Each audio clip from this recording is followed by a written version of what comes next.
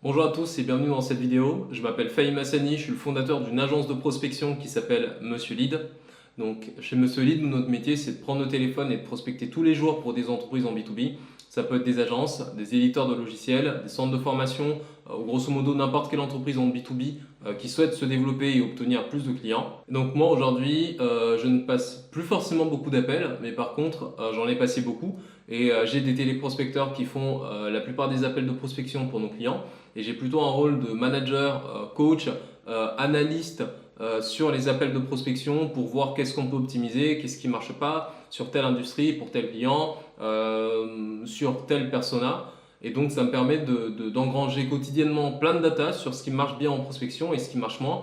Et l'idée de cette vidéo, c'est de vous partager vraiment une erreur assez courante malheureusement, très silencieuse. Enfin, j'ai vu personne parler de ça. Et pourtant, ça agit en silence dans l'ombre et ça plombe les résultats de vos campagnes de prospection. Mais avant de commencer, si jamais vous souhaitez nous déléguer votre prospection, vous avez un lien dans la description pour prendre rendez-vous avec nous et voir comment on fait concrètement pour prendre entre 2 à 5 rendez-vous par journée de prospection. Donc 2 à 5 rendez-vous par jour par client.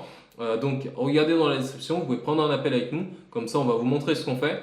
Ça peut vous inspirer, ça peut vous montrer également comment peut-être appliquer la même chose chez vous ou bien juste vous inciter aussi à acheter nos services et à devenir un de nos clients et à nous confier donc votre prospection. Maintenant, on va attaquer donc ce sujet, cette erreur que j'ai vue en prospection.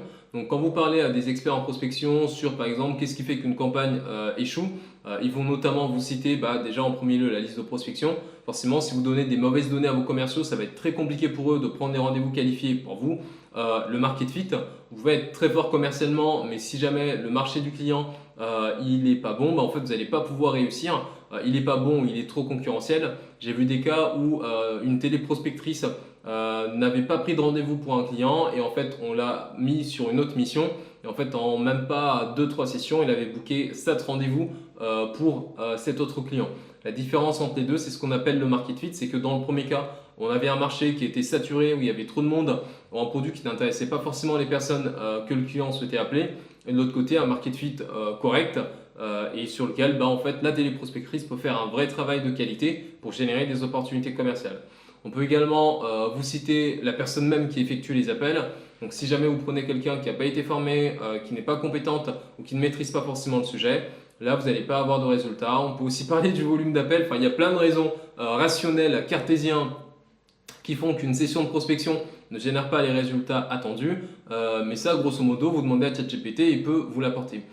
Moi, l'erreur que j'aimerais vous partager dans cette vidéo, je vous l'ai dit en introduction, elle est plus insidieuse, plus silencieuse, mais elle est très impactante. Ça va être l'état d'esprit de la personne qui passe les appels.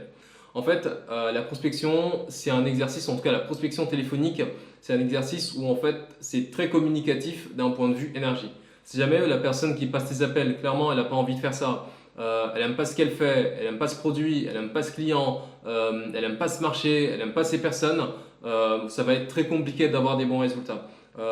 Récemment, en fait, on a eu un combo où typiquement, on a un client qui ne considérait pas beaucoup la téléprospectrice qu'on avait mis sur sa mission, quand bien même c'est notre référente sur son marché et que c'est une téléprospectrice qui a plus de 15 ans d'expérience en prospection et en action commerciale. Et pour des raisons qui m'échappent, le fit humain n'est manifestement pas passé. Vous avez des petits incidents du type, en fait, le client fait un email, mais en fait, il ne met même pas la personne en copie alors que c'est elle qui gère sa prospection au quotidien. Et des petits actes ci et là qui montrent que niveau considération, c'était pas incroyable. Deuxième élément, c'est que le marché de ce client est assez difficile. En fait, c'est un marché concurrentiel où il y a beaucoup de personnes qui ont plus ou moins les mêmes offres et il y a plein de logiciels, d'outils qui permettent d'avoir plus ou moins le même résultat que ce que ce client-là vend. Donc ça fait que quand vous appelez les personnes, dans beaucoup de cas, on va vous dire bah non, c'est bon, c'est déjà géré. On a le stagiaire qui s'en occupe, on a l'alternant qui chapeaute ça, j'ai mon fils qui touche ce sujet. Non, on a déjà fait ça nous-mêmes, etc., etc. Donc un marché où vous savez que vous allez devoir passer beaucoup d'appels pour pouvoir obtenir des résultats, ça ne veut pas forcément dire qu'il n'y a pas de résultats à prendre. Il y a beaucoup de rendez-vous à aller chercher, mais c'est juste que si généralement vous êtes à 100 appels pour 2, 3, 4, 5 rendez-vous, là il va falloir faire par exemple 120, 140, 150 appels pour booker un ou deux rendez-vous. Donc il va falloir faire plus de travail, être plus endurant pour faire réussir commercialement cette entreprise. Donc vous avez ce combo et il y a aussi un autre élément, c'est que la liste de prospection qui a été utilisée n'était pas incroyable. Nous, dans nos services, on propose aux clients donc déjà d'effectuer les appels de prospection pour eux, mais vous ne pouvez pas passer d'appel si vous n'avez pas de liste de prospection. Donc là-dessus, il y a deux possibilités. Soit l'entreprise a déjà une liste de prospection et en fait, elle nous transmet sa liste et nous, on va passer les appels dessus. Ou bien l'entreprise n'a pas de liste, elle n'a pas l'expertise ni les outils pour générer une bonne liste de prospection. Et en fait, nous, on a ça en interne et on a la possibilité de réaliser ces listes-là. C'est facturé à part, mais c'est optionnel. Quand vous prenez rendez-vous, on va vous poser la question, est-ce que vous voulez qu'on fasse la liste de prospection pour vous ou est-ce que vous voulez vous-même vous en occuper? Et on a posé la même question à ce client et il a choisi de nous fournir lui-même sa liste de prospection.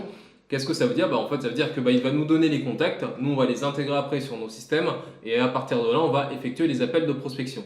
Maintenant, ce qui s'est passé, c'est que le client a en effet transmis un fichier CSV avec les personnes appelées, mais sa liste n'était pas du tout qualitatif.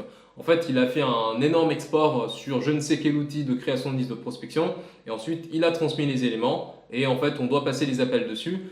Sauf qu'en fait, moi dans ma lecture, quand vous dites à quelqu'un que vous lui fournissez une liste de prospection, c'est qu'en fait vous avez vraiment fait une bonne liste de prospection, vous avez pris le temps de bien filtrer, de bien checker les contacts, de vérifier les données, de vous assurer de la qualité du fichier que vous envoyez. Parce qu'en fait, si vous faites un énorme export, vous le transmettez simplement à une personne, en fait, vous avez peut-être fait que 30 à 40% du boulot parce qu'il reste tout le travail de filtre et de checking qui est une bonne partie du travail de création de liste qu'il faut maintenant donc aller effectuer. Compte tenu du fait que ce client n'a pas payé pour service, en fait, ce n'était pas vraiment à nous de le faire et je pensais que la liste était quand même suffisamment quali pour qu'on puisse appeler. Donc la liste a été transmise à la personne qui passe les appels, elle a passé les appels, ça a été compliqué, les premières sessions ont été difficiles, le client s'est montré impatient, il y a eu ça et là quelques points de, comme je vous l'ai dit, de manque de respect ou de considération de la part du client vers donc, cet experte en prospection. Et donc ça fait que humainement parlant, juste l'experte en prospection, elle n'avait plus envie de bosser sur ce client. Il restait quand même des appels de prospection à faire, donc qu'est-ce qu'elle faisait? Elle se mettait sur ses sessions, elle passait les appels, mais la motivation n'y était pas parce qu'en fait ça se passait pas bien. Elle n'était pas convaincue que cette solution allait rencontrer son marché. Elle se prenait donc beaucoup de portes, beaucoup de bâches parce qu'en fait la liste de prospection elle n'était pas qualitative. Et en fait un ensemble de choses, de causes systémiques qui font que la motivation de cette personne a été sapée sur cette session et au fur et à mesure des appels, elle faisait simplement ce qu'elle devait faire, mais l'envie n'y était plus, la motivation n'y était plus, en fait elle n'y croyait tout simplement pas. Et comme c'est moi qui analyse un peu les résultats de ces sessions d'appel, je vois une différence assez forte entre tout ce qu'elle fait sur, par exemple généralement une téléprospectrice va avoir 4 à 5 clients en gestion, donc je vois ce qu'elle fait sur 80% de son portefeuille client et comment se déroule cette session. J'écoute ses appels, je vois clairement que niveau énergie en fait on n'y est pas, on ne croit plus trop au message, l'envie n'y est pas et puis je discute avec elle, on fait des débriefs en fin de session. Bref, niveau mindset, c'était pas incroyable. Et ça fait que quand la personne doit faire un débrief ou analyser les résultats de sa session, elle va beaucoup plus aller forcément sur le négatif. La liste elle est dégueulasse, son marché ne marche pas, son produit n'intéresse personne, les prospects ils sont sursollicités. Bref, plein d'éléments négatifs mais qui sont clairement pas optimaux et qui ne permettent pas d'aller trouver une solution. Clairement, je pense que inconsciemment ou pas, cette téléprospectrice n'avait donc clairement plus envie de bosser sur cette mission et inconsciemment elle faisait ce qu'elle pouvait pour pouvoir en fait se sortir de cette mission. Elle était plus dans une posture en fait je constate qu'en effet sur les premières sessions il y a des choses qui ne vont pas. Maintenant je suis convaincu qu'on peut faire réussir ce client. Qu'est-ce qu'on peut faire pour pouvoir améliorer les résultats et quand même obtenir des bons rendez-vous et des rendez-vous qui vont closer pour cette entreprise. Et ça m'a donc donné l'idée de cette vidéo aujourd'hui où je me suis dit en fait déjà bon on en a parlé en interne, on a fait un point dessus, moi j'aime bien dire les choses telles qu'elles sont donc on a été à l'essentiel, donc j'ai pas jeté la faute complètement sur la personne, moi j'ai ma part de responsabilité dessus, le client a sa part de responsabilité, on a discuté, on a trouvé donc comment est-ce qu'on peut concrètement changer la situation, changer l'état, peut-être changer des choses au niveau de la relation pour permettre d'optimiser ces résultats là.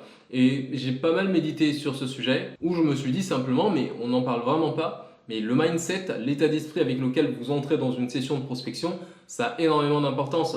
Parce que l'énergie, c'est communicatif. Même si vous êtes au téléphone, on entend votre voix. Une voix, ça communique quelque chose. Si jamais j'ai des doutes en faisant une action, si jamais je ne me sens pas confiant, ou si je suis peiné par une situation, la voix va communiquer ça. Ou si en fait j'ai 100% confiance en moi, je crois absolument qu'on va complètement défoncer ce sujet, qu'en fait ça va être hyper successful, là aussi ça va se ressentir au niveau de ma voix. Donc on a été configuré comme ça, nous humains, pour que notre voix communique des émotions et que ces émotions soient compréhensibles beaucoup plus vite pour notre interlocuteur en face que ce qu'elle peut comprendre uniquement avec nos mots. Donc l'inconscient qui communique, ça va beaucoup plus vite, ce qu'on peut appeler également la partie non verbale. Et donc moi ce que je voulais vous partager, c'est vraiment de faire attention aux personnes qui vont effectuer le travail commercial de votre côté, notamment quand les personnes n'ont pas envie d'appeler pour votre solution.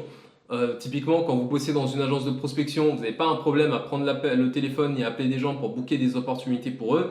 Là n'est pas le sujet. Ici, on était sur un mix entre tension avec le client, non-dit, frustration, marché qui est un petit peu plus compliqué que la plupart des autres marchés qu'on peut avoir en prospection.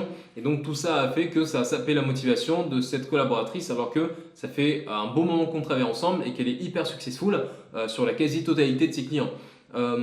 Et moi ça m'a fait penser notamment à des cas que je voyais chez des clients où vous allez avoir le CEO, le gérant qui va insister pour que ses commerciaux prennent le téléphone, passent des appels de prospection parce qu'il est convaincu que la boîte a besoin de ça, mais les commerciaux n'ont pas envie, donc ils vont traîner des pieds, ils vont trouver des excuses, ils vont effectuer peu d'appels, peu de volume, et les quelques appels qui vont passer, donc déjà un, ils ne savent pas prospecter, deux, ils font pas trop ça, trois, ils n'ont pas envie de faire ça, et en fait souvent ils sont pas bons et ils vont se prendre beaucoup de portes, ça va être très difficile et tout ça permet de renforcer un cercle vicieux de mauvaises croyances sur la prospection ça marche pas, la prospection ne marche pas sur ce marché, la prospection ne marche pas pour ce client, la prospection ne marche pas pour cette industrie et un ensemble de choses qui vont donc plomber in fine les résultats de vos campagnes. A contrario, j'ai vu des campagnes de prospection, enfin je me rappelle de campagnes en particulier que moi j'avais pu mener où là on faisait de la prospection pour des défibrillateurs. Donc un défibrillateur c'est un petit équipement qu'on installe dans des lieux qui reçoivent du public. Comme ça, s'il y a une personne qui fait une crise cardiaque sur ce lieu, bon, on peut directement la secourir parce que vous allez avoir à peu près donc, 4 minutes. Si quelqu'un fait un malaise cardiaque et qu'elle n'est pas secourue en 4 minutes, les chances de survie sont très faibles derrière.